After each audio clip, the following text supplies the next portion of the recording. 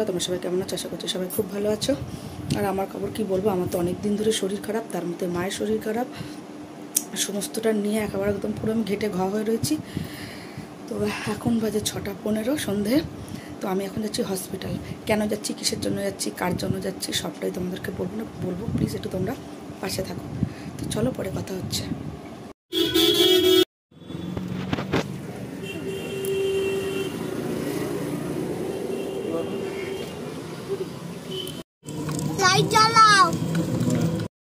একটা কথা আছে জানো তো, যখন তোমার সময় খারাপ যাবে না, সব দিক থেকে সমস্তভাবে সময়টা খারাপ যাবে। সেটা কেন বললাম, শেষ পর্যন্ত থাকো, স্কিপ করো না, ঠিক বুঝতে পারবে শেষে কি আমি এই কথাটা কেন বললাম। এটাকেই বলা হয় কপাল। বেশ কিছুদিন ধরে আমি ভুগছি, তোমরা সবাই জানো যারা যারা আমার লাইভে আসো, আর যারা ভিডিও দেখো তারা এই ভিডিওটার মাধ্যমেই জানতে পারলে আর কি। তো আমি বেশ কিছুদিন ধরে অসুস্থ, আমার ছেলের পরীক্ষা চলছে, তার মধ্যে আমার মাও প্রচণ্ড অসুস্থ। দুজনকেই ডাক্তার দেখিয়েছি, আমিও দেখিয়েছি, মাকেও দেখানো হয়েছে। তো দুজনেরই সেম প্রবলেম, আমারও ব্লাড নেই, মায়েরও ব্লাড নেই। তবে মার হিমোগ্লোবিন এতটাই কমে গেছে, হাত পা ফুলে গেছে, খাওয়া দাওয়া বন্ধ হয়ে গেছে, যার জন্য মাকে অ্যাডমিশন লিখে দিয়েছে। তো এতদিন আমি আনতে পারিনি, যেহেতু ছেলের পরীক্ষা রয়েছে, এদিকে আমিও অসুস্থ, সেই কারণে।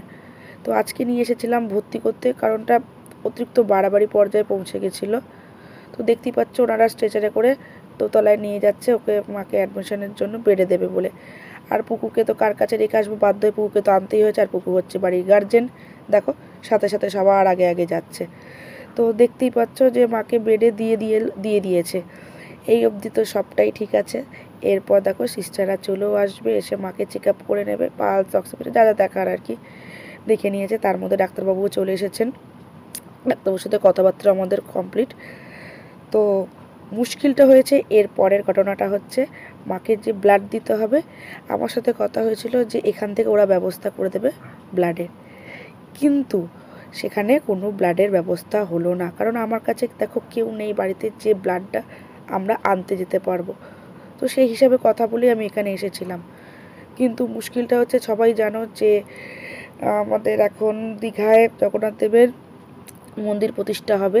তো সেই কারণে সবাই সেখানে চলে গেছে, যে মানে ব্লাডটা এনে দেবে যার সাথে কথা হয়েছিল সে চলে গেছে আর কি, যার জন্য বাধ্য হয়ে মাকে আবার বাড়িতে ফিরিয়ে আনতে হলো। এই জন্যই বললাম যে এরকম কপাল।